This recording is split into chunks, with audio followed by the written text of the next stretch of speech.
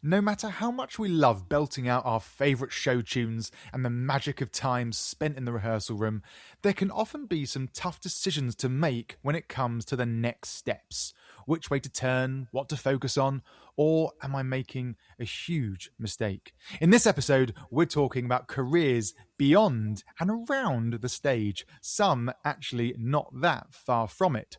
Welcome to our official NYMT podcast series, Open House, the podcast that brings you insight and inspiration from a whole host of incredible guests and friends of NYMT in celebration of our 50th anniversary. Yes, over 50 years of musical theatre for young people with me, your host, David. And I think it's fair to say I've been around for a fair few of those 50 years, but not all of them. Certainly not all of them. And you can find out even more about our 2026 season and how to get involved on the socials at NYMT UK or online at nymt.org.uk. And by the way, don't forget to like, comment and subscribe. So before we get things started, I'm delighted to be joined today by my co-host and young company member, Tash Werblow. Tash, welcome to Open House. Hello, I'm happy to be here. Thank you very much for having me. Oh, it's an absolute pleasure to have you. We are so delighted to have you joining us. Tell us a little bit about you. What have you been up to? What was your last NYMT project? And what are you up to currently? So, my most recent NYMT project was Carousel. I was one of the assistant stage managers for our wonderful open air production with a actual carousel. It was very, very fun. I had a great time. And I'm currently completing a postgraduate degree at Mount View in stage and production management. Easy for you to say. At the moment. So, yeah. That's amazing. I mean, so varied. And I think you said when you were younger, you actually had an interest in performing. Yes, I always wanted to perform. I always wanted to be an actress. And then when it got to the time of deciding between whether I'd go to university or apply for drama schools, I decided that drama schools were not necessarily the best fit for me in what I wanted to do. And so I went off to do an undergraduate degree at the University of Bristol. I did a theatre and performance studies degree, and I kind of fell into stage management within my first year of being there. And I kind of thought, that's what I want to do with my life. I love it, and I can't wait to hear more about it. And I think we've got 3 pretty interesting guests that we're going to be wanting to hear from as well. Go on, Yes. Tell us, who have we got on the show? So we have the fabulous Robin Franklin. Robin is joining us all the way from America, whilst he is studying for his PhD in history at Princeton University. We have the incredible Adam Hepworth, the Singing Physio, as some might know him, and he has just completed a year on the Mary Poppins UK tour as a physiotherapist.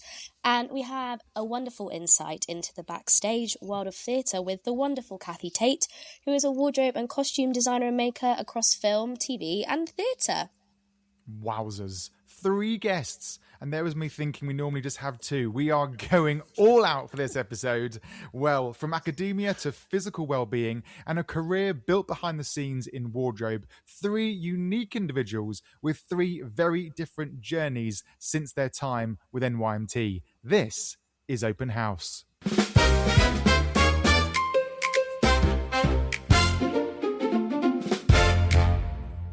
Hello and welcome. Hello. Oh, look at that. That's like being at pantomime. I said hello. Hello. That was fantastic. Robin, Adam, Cathy, welcome to Open House. It's so fabulous to have you here. It's great to have you with us and so excited to get chatting to you all. There's just so much to talk about, so much to do and so little time. But I want to kick things off in the way that we start all our episodes, which is casting your mind back to your first memory of youth theatre or theatre as a young person, as a child. What was it? Where was it? And what springs to mind when you take your mind back to way back when? Cathy, go on, cast that mind back. What's your first memory? I think, like many people, it was being taken to pantomime. I think my dad's work, they used to do Christmas outings for the family's kids, and we were taken to see Terry Scott in Babes in the Wood, I think it was. That was my first one. And then I saw Dorothy Chewton, this is ageing me, Dorothy Chewton as Peter Pan. But we didn't really see much I didn't see that much theatre until I was at college. Interestingly, it was sort of quite a rarity. I live north of London, only about 25 miles north, but theatre didn't quite reach there. So when I went to college, it was a whole new world. Brilliant. That's fantastic. Panto can often be the taster for so many people. Yeah, I bet those it's the gateway drug. Those feathers and sequins had you hooked and wardrobe for life, didn't they? Adam, was it Panto for you? What was your first experience? Of watching theatre, I think it was... Not necessarily watching. Theatre, performing, training, all of the above. It was Panto, but I was in a school Panto, aged about 9 or 10, and I was cast as Widow Twankey in Aladdin. And I had to wear the school receptionist's high-heeled boots and stuff, I don't know whose bra, so that I had something to kind of do a bit of that zhuzhing action. And let me guess, you put on those high-heeled boots, and then you felt a bit of stiffness in your back, and you thought, do you know what? I need a physio to help me with my back posture after this. I put those shoes on, and I was home. Well, I tell you what, it sounds like a good home to me. Robin, tell us, was yours involving high-heeled boots or sequins and feathers and Panto? I don't think so. I don't remember going to Panto much as a child. I mean, I really remember going to see The Lion King, and we were close enough to London. And I really remember the feeling of being amazed that we were up at 11 o'clock in the evening. It was just incredible feeling. And then I think I did some stuff at school, but it's all lost in the mists of time, exactly what it was. Yeah, I bet. And Robin in particular, I know that when you were with NYMT, you had done very many NYMT production. How many years did you actually do? And what's when you think back to your time with NYMT, what's your biggest memory or your biggest takeaway from your time with the company?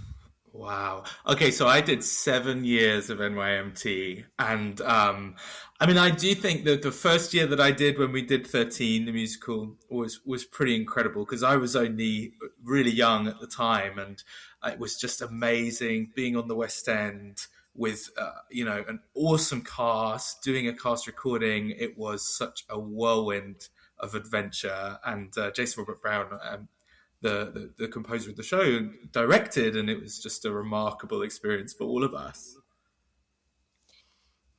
What made you kind of decide that you wanted to keep carrying on with NYMT after your first time of doing it? Oh, it was just an addiction at that point. There was always new stuff, there was new stuff to do, and every show was different. I loved all the new musicals. Adam and I were in a new musical together. We were. The following year, which was just wonderful, the other school. And then, there were other kind of classics. And I got the chance to be in Sweet Charity as Oscar. And I remember that was awesome in Leicester. It's just every year seemed to offer such different opportunities for performing and playing new kinds of characters and stuff. And so, yeah. You were able to do so many shows and so many roles with such a passion for performing. What took you from that musical theatre focus to then the world of academia and studying, actually taking you beyond the UK and across the United States of America? Well, it felt very natural because musical theatre was how I got interested in America, because I study American history, right? And I've been studying seemingly without end since that time, and I'm doing my PhD now. Musical theatre got me into American history, but it was also a very personal thing because, and I'm sure this will resonate with a lot of people, when you're in a space like NYMT, and I went to an all-boys school, and being in a place where people could be open about, especially being queer, right? That was really an important part of what NYMT was about for me. And now I write about the history of bisexuality and stuff. So, there's so many connections between what I did then and what I do now. If anyone listening wants to find some of your reading, where can we find it? Well, it's all on the boil. I'm still doing it. I'm hoping to write a book. That's what dissertation is. Well, It's listen, like we'll stay tuned. Don't you worry about that. We'll keep an eye out. Robin, your first show was 13 in 2012. I don't want to put a year out there, but I have a sneaky feeling that Cathy's first NYMT year may have been 1 or 2 years before. Cathy, tell us, when did your NYMT journey start? I know it started in the world of wardrobe, and how did that passion and interest grow for you? I'd actually gone to college to do theatre costume accidentally because I wanted to do fashion and I hadn't got into St Martin's. I'd had a really horrible experience as an interview and it hadn't worked out. Wanted to live in Liverpool because I liked the music, and there happened to be a theatre costume course in Liverpool, so I got onto that. And at the end of my college year, my friend that I was sharing a flat with had worked with NYMT before, and she said, come up and do the Edinburgh Festival. So the summer after I finished college, so I was 22, so I could enjoy Edinburgh to its fullest. We went up and we did Oliver. So it was 1985, very long time ago. We did Oliver and Jack Sprat VC, and I helped Jenny Gayton and Sheila Darlington, who were in charge of the costume department, and we just had a ball. It was amazing. And I think I was so overwhelmed with the standard, the high standard. I think I perhaps snobbishly had not thought that an amateur company could be such a brilliant high standard, and everybody worked so hard and they were really friendly. It was like family, and I'd had a placement from college that hadn't been particularly happy, and it was fantastic for me to be in an environment when I thought, actually, no, this is my home. I love being in this environment. So it was really reinforcing that I'd chosen the right career, and I had a great time. And then worked the following summer, I think, did bits of freelance work. And again, in 1990, did the costumes for Pal Joey that also went up to Edinburgh. So it led on to great things for me, really, really good fun times. So lucky me. How did NYMT kind of help set you up for your life in the industry, working obviously within costume and backstage? It's not necessarily, it's quite a different pathway to how performers from NYMT get into the industry. Of course. I think it gave me confidence, and I think that I knew that I could do it and be part of something that creates something fantastic. So it just gives you the confidence to go for what you want, really. So when I was going for interviews and things, I had that confidence because I knew that what I could offer really in the roles in the department. And you learn every job you do. I'm still learning now. Every time you do a job, you learn something from it and think, oh, next time I'd do that slightly differently. And it just led on from that. I was really lucky. And also at the time, very fortunate again, that at that time, every city had a regional theatre and it had a wardrobe department, and we could all learn. Same as for performers, they could come and do a repertory season and they'd be doing a different show every 2 or 3 weeks. And, what a time to be in the industry. I think it's harder now. So I think how's that changed? How's that changed now from when you knew it? I think there's not the funding for the departments, because theatres that used to have a department of 4 or 5 have maybe got 1 permanent member of staff. I lived down in Plymouth. I was the head cutter, which is a very good title. I always think it's quite funny. For 17 years, and they made the entire department. There were 9 of us in the department. They laid the whole department off. So you think, all these theatres around the country, there's like 10 times as many courses doing the training and about 1/10 of the jobs available. So it is really tough now for people. Absolutely. And I think that's an interesting observation to make. And I think that's why so many people, when they're young and training, feel get to this crossroads of 2 passions or 2 interests, but the two can exist side by side. Tash, you obviously had an interest in performing when you were younger. University course was a bit different for you. How did you manage those 2 interests and keep them running along simultaneously? So I was really lucky actually, because the university I went to has an incredible extracurricular kind of societies and programs. Bristol, where I went, was a very, very booming place for young theatre makers. So alongside my degree, I performed in like musical theatre societies. I did some musical, I did some showcases, but it also gave me opportunity to kind of direct and write things, and kind of allow me to kind of hone in on what I actually wanted to do, but also gave me the freedom to kind of do it with it being, I paid like a small fee to maybe perform in about 3 or 4 musicals a year. And a lot of people don't really get that opportunity, especially even in drama schools as well, because it's so regimented in their training. I felt really lucky that I was able to kind of have both of those types of opportunities to kind of explore what I actually really wanted to do once I finished. That's really great. And I'm talking about simultaneous interests or two strands. Adam, don't worry, we've not forgotten about you. It's a busy show. Here I am. And I guess my question for you, Adam, was physio and performing, was that always two interests, passions, something that you were curious in while you were training to be a performer, or did it come later on? Talk us through that journey for you. Oh, so when I was at sixth form, I originally thought that I wanted to be a doctor. I come from a family of public service people with doctors and nurses and police and firefighters. So it was always ingrained in me, that kind of service to others kind of sector of work. But I eventually kind of saw myself going down the music path.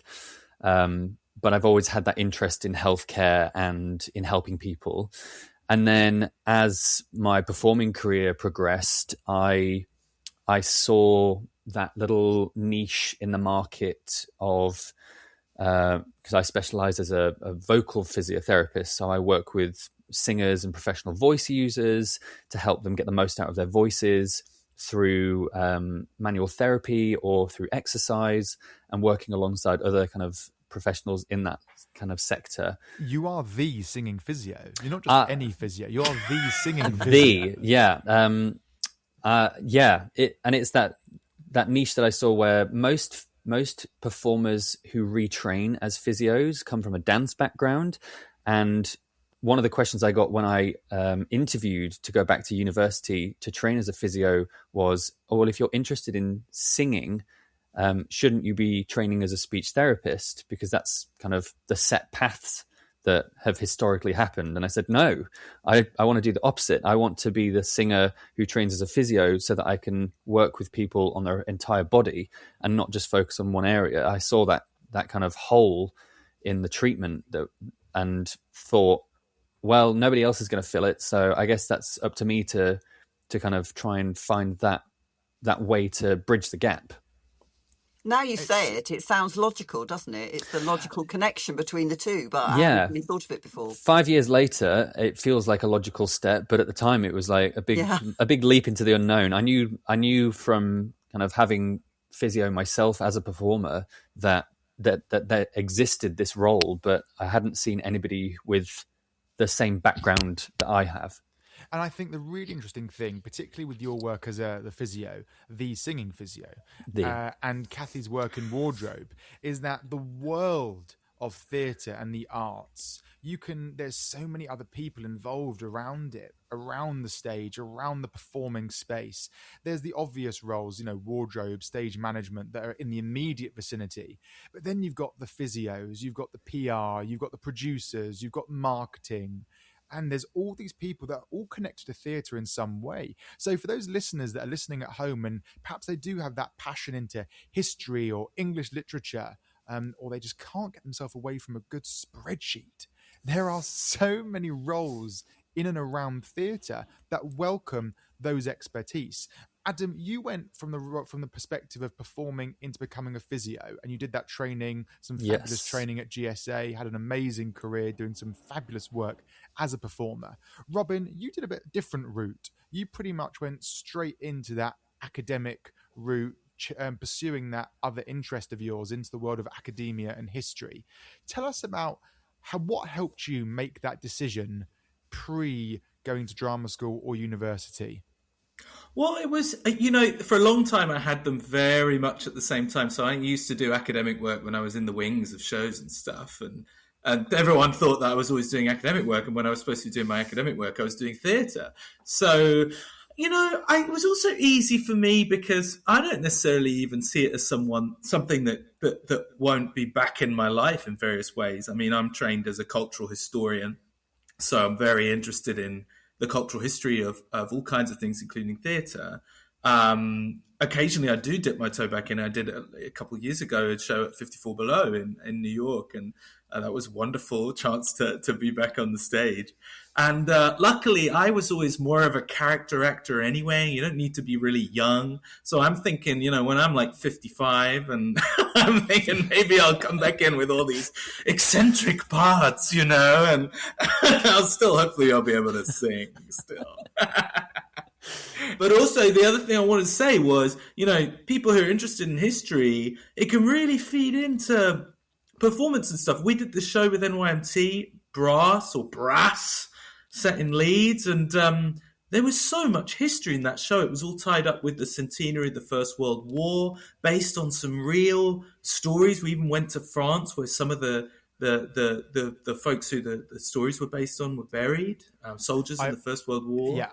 I always say some of the most interesting actors and performers are the ones that have that context or knowledge of history or other topics or subjects around them. It can be such an interesting thing to delve into.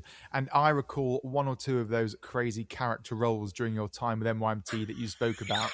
And I cannot wait to see a few more of them. Go on, give us a highlight, Robin. There are a few character roles that you speak of. If you had to choose one during your time with NYMT, what would it be? What was the production and where was it?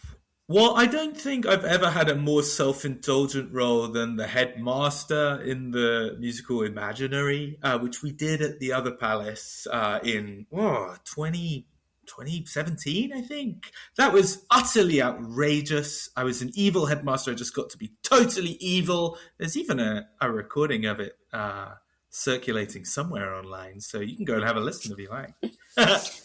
Robin, bad characters... Sorry, I was just saying, are the bad characters always more fun to play? Because I'm not a performer, but I always imagine that they're the ones that I think, I'd like to have played that, rather than the heroines or the heroes. I always used to say if somebody once asked me kind of what are your favourite roles to play, and I always used to say I would love to play one of those like Christoph Waltz, absolutely losing their mind villains. I think I don't know whether it's just that secret part of me that wants to be let out in a safe space, but I've always had that thing of I'd love to play an evil character. I'd love to play somebody who's absolutely unhinged and hellbent on just causing chaos. Maniacal. Yeah, I can imagine. Well, picking up from that, Robin, what if you were to come back to your performing later down the line, what would kind of be your dream show or dream role that you would kind of want to do? Oh, so hard. Well, I suppose that the best ones for me are the lead roles that have a very big character element. So Oscar was like that, for instance. This person who's just absolutely terrified of being trapped in a lift. I have to say, my own favourite role that I've played, not with NYMT, was Bobby in Company. I think it's just an amazing musical. I never got the chance to play any of the characters in The Producers, and I got my eye on Max or maybe what's the name of that director? I've forgotten, but he's so funny. So maybe I'll try and get one of those one day, and I'll age into it. If there's anyone listening, producing a production of The Producers, Robin Franklin. Yeah. Still available. Still willing to come out of retirement. Yeah. I mean, the three of you, it's fair to say the three of you are absolutely doing very well in your respective journeys and careers. Some a little bit longer than others, but they all have challenges along the way. Adam, what would you say has been a challenge for you in your journey as a physio? I think it would probably be making that decision to commit to changing that career. I was obviously doing quite well as a performer, and I was building my career, and I felt like I was still missing something. And I think it was a really difficult decision that I made to kind of take a back seat from that performing and pursue this entirely new thing. And I was 30 at the time when I went back to university. It's really brave. It's really brave and it was to do that. And it was a big step. And it was a book that I'd read that kind of gave me that that nudge to say you can do multiple things. And it's the reason that my business name now is Singing Physio, is because I still do bits of singing. I'm not auditioning and performing at the minute, but I still try and do recordings for people if it's like a one-off thing, and I still get involved in as many different small projects if I can, because I still have that love for it and that enjoyment of it. But it's just knowing that I can do two things at once. I can be a singer and a physio and work with singers as the Singing Physio. For any of our listeners that agree with you and are going through that moment or that feeling of something's missing, something isn't quite right, what advice would you give to them to try and work that out and try and work out what the next step might be? It's okay to try things. You absolutely do not have to commit 100% to the first decision that you make, and you can always change your mind. There is no wrong answer in life and in your career. You can say, I'm taking a career break from my job as an accountant and I'm going to pursue a performing career as a musical theatre star. And I know people that have done that, and I know people that have done the opposite, like me, and have gone, I've had a wonderful performing career and I feel like I need to do something different. I need to explore a different avenue. And that's perfectly acceptable, and you shouldn't listen to anybody who says that it isn't. It's entirely your prerogative to do with your life what you think is best at that moment. Cathy, was there ever a time for you when you tried something else or tried a different area of theatre or wardrobe or production along the way?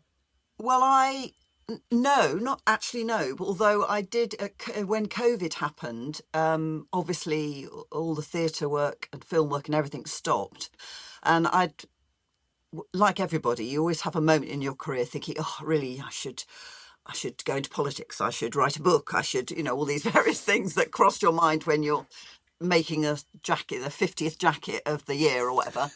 But then when COVID came, obviously with all the other costume makers, we were making scrubs for the NHS, and then everything stopped.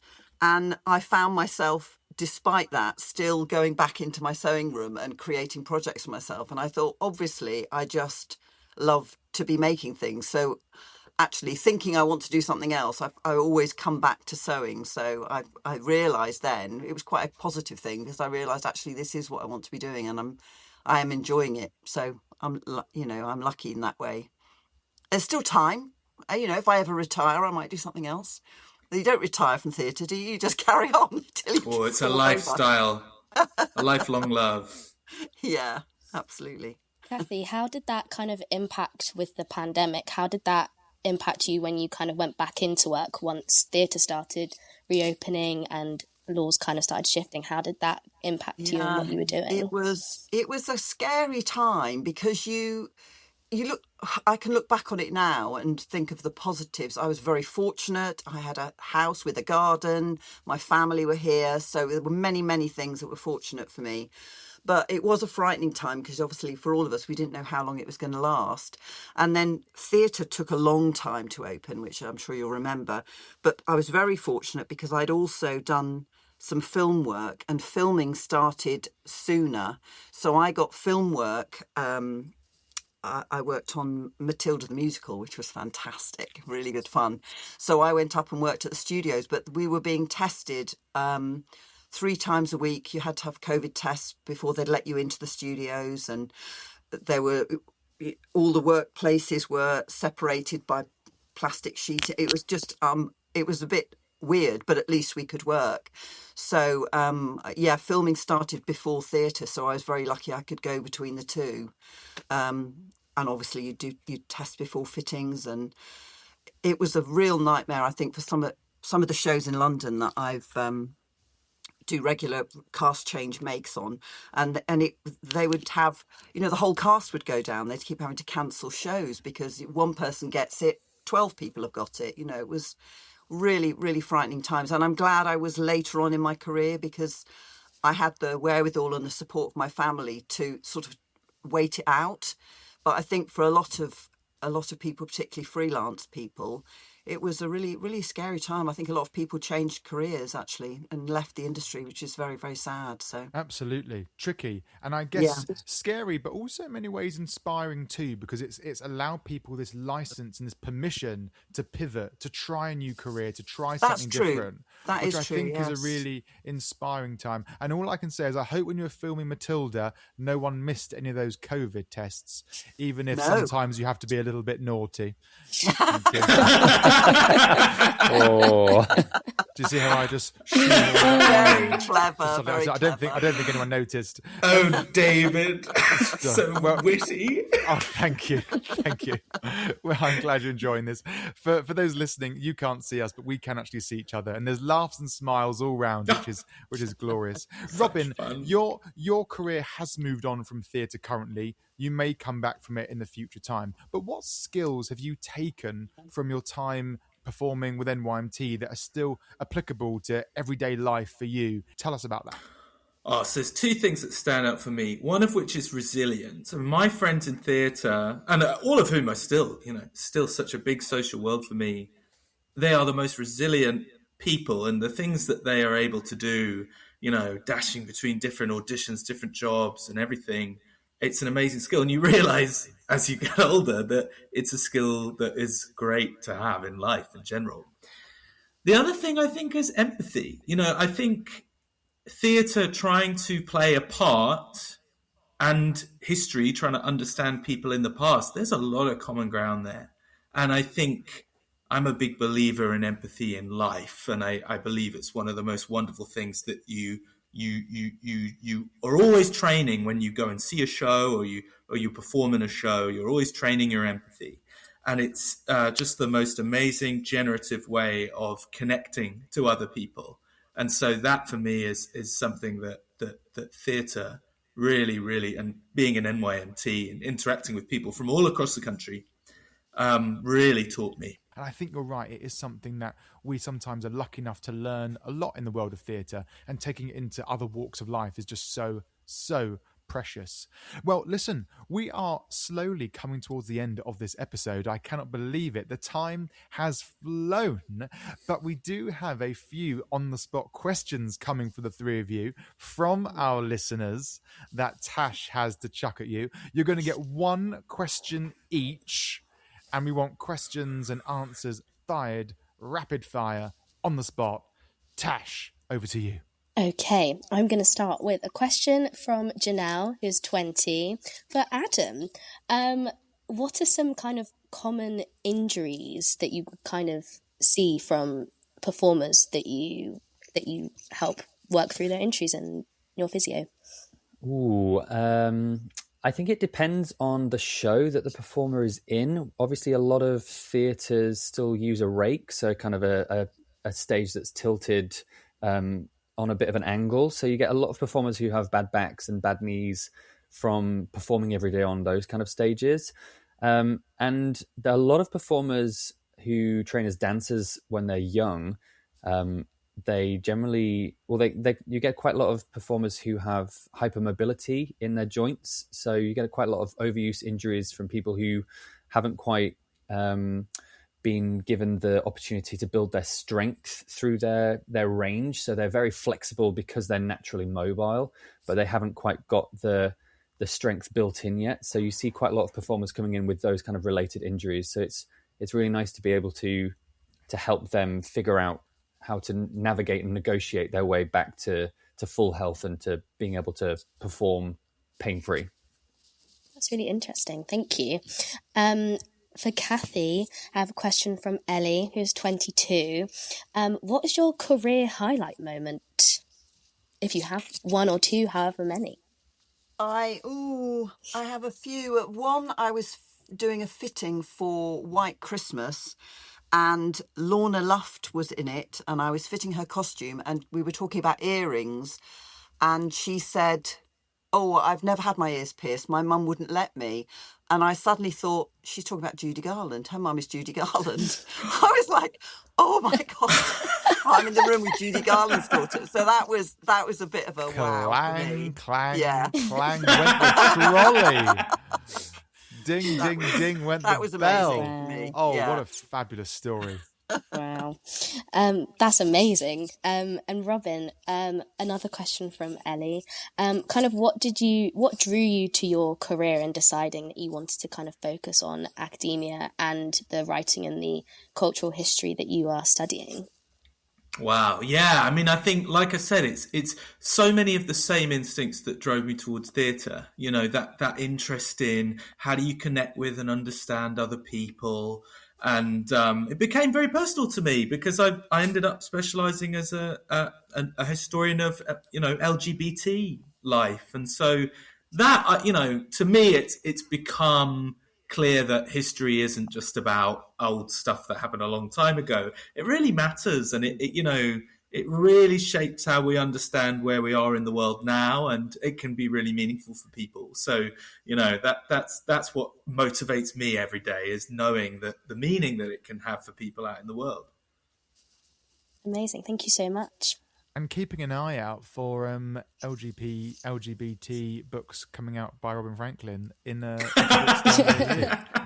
keeping those one eyes day. peeled. Well, folks, thank you so much. I am going to steal the spotlight for the final question, if that's okay, Tash, because we ask all of our guests one final question, and here it comes. 2026 is the season of dreams for NYMT, and I want to know, what is a dream of yours? It can be industry related, career related, personal, friends, family life, anything you like. And I think we're going to go to Adam first. Adam, tell us, what is a dream that comes from you? My dream is, I've always had the dream that I'd be able to travel with work, and I've been very fortunate that I've kind of been able to achieve that in both of my careers. So as a performer, I got to travel and perform on cruise ships and around the world. And now, obviously, for the past year, I've been traveling around the UK as a physiotherapist with a musical. So it was always being able to experience, in the same way that Robin was talking about, being able to experience culture. Part of enjoying musical theatre is being able to put yourself in the shoes of someone else and to experience their life, whether you're watching and you see a snapshot of it, or whether you're performing and you're getting to experience it for yourself in a way. And I've always had that passion for being able to see other cultures live. So that's definitely kind of my dream, and I've been lucky enough to achieve it. I thought you were going to say that your dream is to travel in the future. And I thought, well, hang on a minute. You and I bumped into each other in Birmingham last summer at the Birmingham Hippodrome. Yes. And if that doesn't count as travelling, I don't know what does. The fantastic Birmingham Hippodrome. The Birmingham Hippodrome, where NYMT had their season last summer, and we are this summer as well. So if you're listening and you fancy a trip this summer, August 2026, you can catch some of our fabulous NYMT productions. And in Kingston as well, we also have 2 productions going on there in July. Cathy, you're going to try and get to see any of our shows this summer? I'd love to, actually. I would really love to. And Jenny Gayton from Wardrobe lives quite near me, so I think I need to bring her along, and the 2 of us will come up and see a show. I'd love that. And is Jenny Gayton anything to do with the dream of yours, or is that does not include Jenny? Bless her. She's just a very good friend. We love Jenny. Really she's a fabulous hard-working woman, yeah, and a great friend woman. of NYMT. Yeah, she's fantastic. Mine is a bit of a pipe dream, really. I was so fortunate when I started in theatre that the arts were better funded, and my dream would be that it became better funded again, so that a lot of the smaller theatres could flourish, and all over the country, people would have access to a theatre that they would feel they had some ownership over and that they identified with in their region. And that's the best way to feel that theatre is for everybody, not just for people with a lot of money. So I would really love to see that coming back, really. I don't quite know when that will happen, but I'm hoping that it will. Absolutely. So, yes, I'm sure more everyone funding on for this the arts. and everyone on Because this art, call and everyone listening would agree. yeah, Yeah. and art is important. I think that you were talking about you come from a family of academics or scientists or whatever. We all need to remember that art changes lives. It's not just about, inventing some fantastic engineering thing or science or being a doctor. It literally changes lives. So working in the arts, you can make a real difference in the world. And I think just off the back of that, it's important that you have those experiences when you're younger as well. And I think that's a really great thing about NYMT is that you get that ability to build those skills that you may not get the opportunity to do in your own life. And those skills are so transferable. Yeah, that they make you a better communicator. Yeah, it's a really fantastic opportunity to be able to be a part of the arts. Yes, I agree. Very much so. And from dreams in North London to the American dream with Robin, to wrap us up, tell us what would be a dream of yours. I know, I feel like I'm kind of living a dream some of the time. I've been had so much joy in my life doing theatre and doing history stuff and getting to travel, as Adam said. Cathy reminded me that I have a dream for the industry as well, which is that I think musical theatre films are like an under-realised medium of art. I don't think we've had I think it's still yet to come, the flourishing of musical theatre and film. We had a heyday back in, the 30s and stuff like that, but I think maybe the 2030s will be a new heyday of musical theatre films, and I want to see that. I'm there for that. Definitely. Yeah. I mean, there was that minor two-parter that came up in the last year and the year before. I forget the name of it. A couple of small things. Yeah, a couple of small things. If anyone is listening out there, I want to see a musical film of the show Floyd Collins, which I think is amazing. If someone could just get that done, that'd be amazing great. Production, amazing story as well. Listen, thank you so much to our fabulous co-host Tash. Thank you for joining me on today's episode. Thank you very much. Absolutely joyous to have you with us, and thank you to our three incredible guests from three such varied careers and backgrounds, all starting, of course, with NYMT in their own way at their own time, but now going on to three phenomenal journeys. Cathy, Robin, Adam, thank you so much. And Cathy, you couldn't have put it better. Art changes lives. Youth theatre also changes lives. But youth theatre doesn't just create performers, it reveals possibilities, often where you least expect them. That's it for today's episode, and thanks so much for listening to Open House. If you enjoyed the show, please don't forget to like, subscribe, and comment wherever you're listening from. And hey, why not tell a friend? The more the merrier. Check out nymt.org.uk to learn how you can support us, get involved, and what's on throughout the season. Or find us at NYMT UK on the socials, and why not drop us a message with what guests you want to see and hear from in a future episode. So long, farewell, Auf Wiedersehen, and goodbye.